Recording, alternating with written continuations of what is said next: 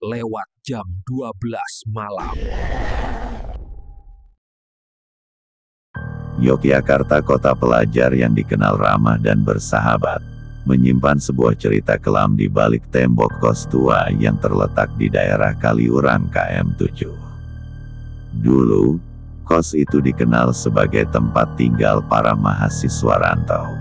Namun kini, bangunannya kosong, sunyi, dan dibiarkan terlantar setelah tragedi yang merenggut nyawa seorang mahasiswa bernama Bagas Wibowo.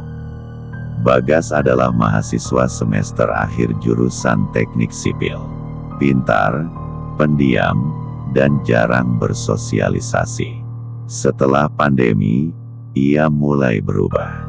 Beberapa temannya mengaku sering melihat Bagas berbicara sendiri, tertawa pelan di kamar gelap, bahkan menangis tengah malam. Sampai suatu malam Jumat Kliwon, para penghuni kos digegerkan oleh bau menyengat yang menyebar dari kamar Bagas. Pintu kamarnya terkunci dari dalam. Ketika dibuka paksa oleh pemilik kos dan warga sekitar, tubuh Bagas ditemukan tergantung di sudut kamar, dengan wajah membiru dan mata terbuka menatap ke atas, seolah melihat sesuatu yang sangat menakutkan. Di lantai, ada secarik kertas dengan tulisan tangan. Lebih besar dari, "Aku tidak sendiri di kamar ini." Dia terus memanggilku dari balik tembok. Pihak kampus merahasiakan detail kematian Bagas. Tapi sejak hari itu, kos itu mulai mengalami gangguan aneh. Setiap malam Jumat, terdengar suara tali digesek-gesek dari kamar atas, padahal kamar itu sudah kosong. Beberapa mahasiswa baru yang sempat nekat menyewa kamar bekas Bagas, kabur dalam hitungan hari, mengaku melihat sosok berbungkus kain kafan dengan wajah menghitam dan mata melotot, berdiri di pojok kamar tanpa suara, hanya menatap, dan perlahan tersenyum lebar. Warga sekitar menyebutnya sebagai pocong mahasiswa. Menurut cerita, arwah Bagas tak bisa tenang karena ia meninggal dalam keadaan tertekan dan ketakutan. Diduga, ia terlibat dalam praktik ilmu hitam yang dipelajarinya dari buku-buku tua peninggalan mendiang ayahnya, seorang dukun Jawa. Puncaknya terjadi saat seorang mahasiswa baru dari luar kota, Andra, nekat melakukan uji nyali di kamar itu bersama teman-temannya. Mereka menyalakan kamera, membaca doa-doa aneh, dan menantang penghuni kamar untuk menampakkan diri. Awalnya, hanya angin kencang dan bunyi ketukan, hingga kamera merekam sosok pocong dengan senyum mengerikan, muncul di belakang Andra. Andra ditemukan pagi harinya di luar kos, kaku dan matanya membelalak. Dua temannya hilang, hingga kini belum ditemukan. Sejak itu, tidak ada lagi yang berani menyentuh kamar itu. Bahkan warga sekitar sering melihat penampakan sosok putih melompat-lompat di gang dekat kos, dengan suara lirih memanggil. Lebih besar dari, "Jangan tinggalkan aku sendiri." Mitos dan desas-desus seperti ini sering berkembang di kalangan mahasiswa perantau, khususnya di daerah kos-kosan lama. Jika kamu sedang kuliah di Jogja dan tinggal di kos tua, jangan pernah mengabaikan suara-suara aneh dari balik tembok. Jangan coba-coba buka pintu kamar tengah malam, apalagi jika kau mendengar suara tali. Beberapa bulan setelah kejadian Andra, kos itu resmi ditutup. Pelang bertuliskan, "Disewakan," masih tergantung, namun tidak pernah ada yang datang melihat. Kosong, sunyi, dan terabaikan. Namun cerita belum selesai. Seseorang datang. Seorang mahasiswa pindahan bernama Raffi, asal Pekalongan. Ia tidak tahu apa-apa tentang tragedi kos tersebut. Melalui forum daring, ia menemukan info kosan murah lengkap dengan meja belajar dan kasur. Karena sudah putus asa mencari tempat tinggal, Raffi memutuskan pindah ke sana, tanpa peduli betapa kusam dan berdebu tempat itu. Ia mendapat kamar nomor 04. Kamar terakhir yang pernah ditempati oleh Bagas. Hari pertama, sejak pertama membuka pintu, udara dalam kamar terasa dingin. Sangat dingin, seperti ada sesuatu yang menyerap kehangatan. Raffi tak curiga, ia hanya merasa sedikit tidak nyaman dengan dinding kamar yang ada bekas goresan panjang seperti dicakar dari dalam. Malam pertama, Raffi bermimpi melihat seorang pria tergantung. Tubuhnya berayun pelan, matanya melotot seolah ingin berbicara, tapi mulutnya tertutup rapat oleh kain kafan. Paginya, Raffi menemukan tali rafia tergeletak di sudut kamar. Ia yakin semalam benda itu tidak ada. Hari ketiga, gangguan makin terasa. Raffi mulai mendengar ketukan dari balik tembok setiap pukul 1.13 malam. Ketukan 3 kali, lalu suara berat dan serak berbisik. Lebih besar dari, turunkan aku masih di sini. Ia mencoba merekam suara itu. Tapi saat diputar ulang, suara ketukan berubah menjadi jeritan menyayat, dan di detik ke-13 video, tampak sekilas sosok berbungkus kain kafan duduk di sudut ranjang sambil menatap kamera. Raffi panik. Ia pergi ke masjid terdekat dan bertemu seorang kiai kampung yang pernah menolong saat kematian Bagas dulu. Kiai hanya berkata, lebih besar dari kamar 04 bukan kosong. Itu tempatnya, pulang. Arwah itu tidak meninggal, dia tertinggal. Malam Jumat paling kelam, Raffi berniat pindah.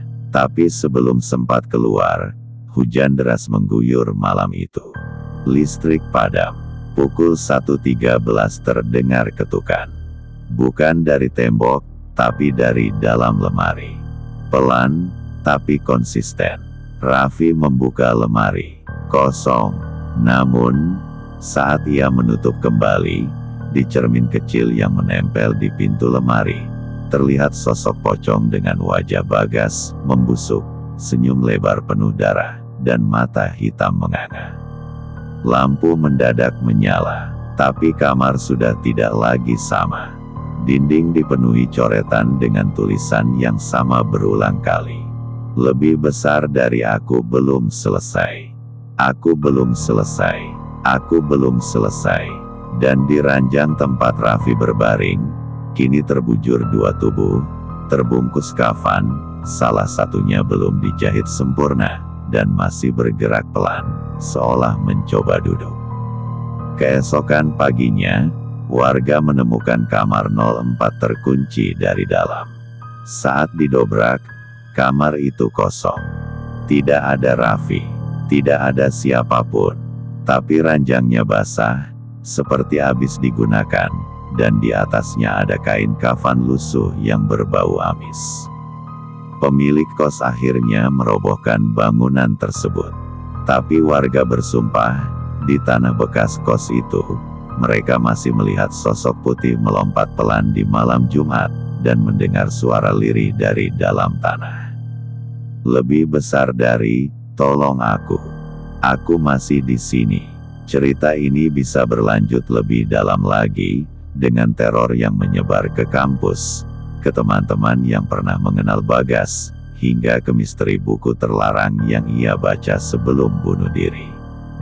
Jika kamu ingin cerita ini berkembang jadi seri atau skenario film horor pendek, aku bisa bantu susun lanjutannya. Setelah hilangnya Raffi secara misterius, kabar tentang kamar 04 kembali ramai di kalangan mahasiswa. Meskipun bangunan kos itu telah dihancurkan, teror tidak ikut musnah. Justru ia berpindah, perlahan merambat ke tempat Bagas dulu sering datangi, kampusnya. Fakultas Teknik Sipil Universitas Swasta Jogja itu mendadak dihantui kejadian-kejadian ganjil. Mulai dari lampu laboratorium yang berkedip sendiri, maket proyek roboh sendiri, hingga proyektor yang menampilkan gambar wajah Bagas di tengah presentasi skripsi salah satu mahasiswa. Puncaknya, terjadi pada malam hari ketika 5 mahasiswa tingkat akhir, termasuk dosen pembimbing Bagas dulu, Pak Winarno, mengadakan simulasi sidang di ruang seminar lantai 3. Saat tengah malam menjelang, layar proyektor tiba-tiba menyala sendiri. Tampak rekaman video dari CCTV kamar kos Bagas, malam saat ia bunuh diri. Namun dalam video itu, ada detik-detik tambahan yang tidak pernah dipublikasikan. Bagas terlihat berdiri, menulis sesuatu di dinding, lalu menoleh ke kamera dan tersenyum sangat lebar. Tiba-tiba listrik padam, ruangan gelap, dan dalam kegelapan itu terdengar bunyi tali diayun, dan suara lirih. Lebih besar dari, kalian semua ikut dalam kesalahanku. Sekarang kalian bagian dariku. Lampu menyala kembali. Pak Winarno ditemukan pingsan. Di dinding ruangan seminar, tertulis dengan darah. Lebih besar dari aku dibuka, jangan ditutup. Kutukan dari buku terlarang. Seorang mahasiswa bernama Santi, sahabat Bagas dulu, akhirnya buka suara. Ia mengungkapkan bahwa sebelum bunuh diri, Bagas sering membaca sebuah buku kuno berbahasa Jawa kuno dan Arab Pegon, yang ia temukan di perpustakaan tua dekat Parangtritis. Buku itu berjudul, Lebih Besar Dari, Babil Angker, Ilmu Panggil Sukma Kabeh Sing Kelelep. Babil Angker adalah ilmu pemanggil jiwa yang terjebak. Bagas menggunakannya untuk berbicara dengan arwah ayahnya yang mati mendadak saat melakukan ritual. Tapi buku itu bukan hanya membuka jalan, ia juga membuka gerbang antara alam manusia dan yang terperangkap di lorong-lorong kematian. Dan yang terbuka, tidak bisa ditutup begitu saja. Santi yang mulai membaca ulang buku itu, perlahan berubah. Ia mengaku mendengar suara Bagas setiap malam, membisikkan kalimat, lebih besar dari, teruskan yang belum selesai, teruskan ritualnya. Teror final di gedung kuliah tua. Satu malam, kampus dikejutkan oleh berita hilangnya 3 mahasiswa yang menginap untuk menyelesaikan tugas akhir di gedung kuliah tua, bangunan paling lama dan hampir tidak digunakan lagi. Besok paginya, Satpam menemukan pintu ruangan terkunci dari dalam. Di dalam, kursi-kursi tersusun melingkar, lilin masih menyala, dan di tengahnya 3 kafan berdiri sendiri. Di dinding, lebih besar dari mereka memanggilnya kembali. Dan di pojok ruangan, terlihat jejak kaki basah, berjalan menuju jendela. Namun jendela itu terkunci dari dalam dan tak mungkin dilewati siapapun. Kampus itu kini punya aturan tak tertulis. Jangan berada di kampus lewat jam 1.13 malam. Jangan ucapkan nama Bagas Wibowo dengan nada keras. Jangan mencari buku Babil Angker. Karena siapapun yang mencarinya, akan menjadi bagian dari kutukan itu. Dan jika suatu malam kamu mendengar ketukan dari balik tembok atau suara tali diseret, jangan lihat ke belakang, jangan buka pintu, karena dia belum selesai. Asal-usul buku terkutuk. Santi yang kini dalam kondisi tidak stabil akhirnya ditemukan pingsan di halaman kampus, tangannya memegang lembaran tua yang terbakar sebagian.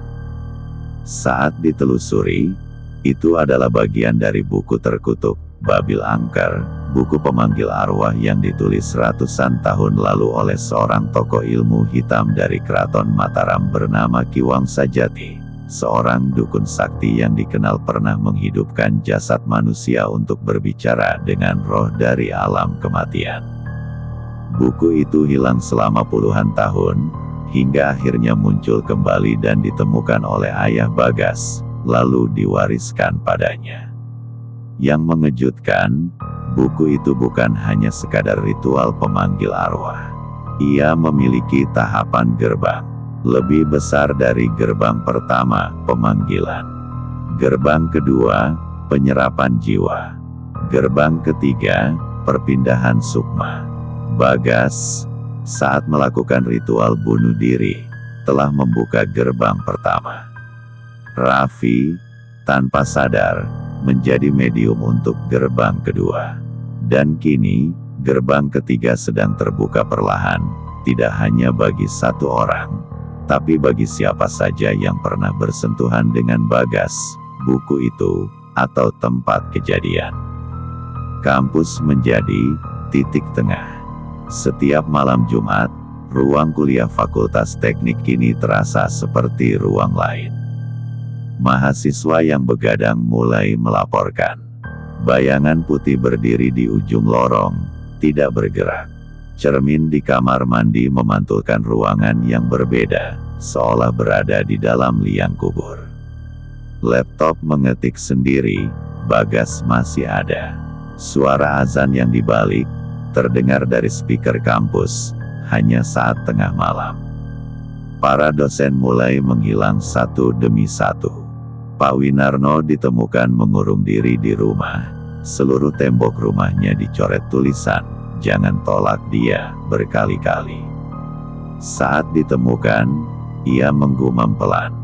Lebih besar dari, dia ingin pindah. Dia ingin tempat. Dia ingin tubuh. Dalam buku Babil Angker, disebutkan bahwa ritual perpindahan sukma membutuhkan 1. 3 medium tubuh, yaitu Bagas, Raffi, dan yang berikutnya siapa. 2. 1 pengikat sukma, orang yang secara emosional terhubung dan bersalah. Kemungkinan Santi. 3. Tempat suci yang dicemari. Lokasi ritual terakhir harus dilakukan di tempat suci, diubah menjadi titik gelap musola kampus. Santi, yang dirawat di RSJ, sempat mencoret tulisan dengan darah di lantai ruangannya. Lebih besar dari, gerbang ketiga dibuka saat kamu membacanya. Dan sejak tulisan itu difoto oleh seorang mahasiswa magang, mahasiswa tersebut hilang secara misterius. Hanya meninggalkan HP yang merekam suara napas berat dan suara kafan digesek di lantai. Akhir yang tertunda, kutukan yang hidup. Bulan depan, kampus akan mengadakan wisuda akbar. Ribuan mahasiswa, dosen, dan orang tua akan berkumpul di aula utama kampus. Namun, salah satu cleaning service menemukan hal ganjil. Di lantai aula, tepat di tengah, muncul simbol berbentuk lingkaran dengan huruf aksara kuno yang tidak bisa dihapus, bahkan dengan asam atau alat poles lantai. Dan saat diperbesar melalui kamera CCTV, di pojok aula, tampak sekilas sesosok pocong mengawasi, tapi tidak terekam di kamera video biasa. Hanya pada kamera analog tua. Bersiaplah, karena puncaknya belum dimulai. Gerbang ketiga belum terbuka sepenuhnya. Namun semua elemen sudah ada. Buku Babil Angker kini berpindah-pindah, muncul di laci mahasiswa, dalam kardus di perpustakaan, bahkan di bawah bangku aula. Siapapun yang membaca satu paragraf dari halaman terakhirnya, akan mulai bermimpi tentang liang kubur dan Bagas yang menunggu di dalamnya. Dan jika kau sudah melihat sosoknya dalam mimpi, itu berarti kau sudah dipilih sebagai medium berikutnya. Setelah wisuda berdarah, kampus teknik itu akhirnya ditutup permanen. Media nasional menyebut tragedi itu sebagai insiden halusinasi massal. Namun tidak ada satupun dari 57 korban selamat yang bisa bicara normal. Mulut mereka seakan terkunci, atau saat berbicara, mereka mengeluarkan kata-kata dalam bahasa tak dikenal, lidah terlipat seperti terbakar dari dalam.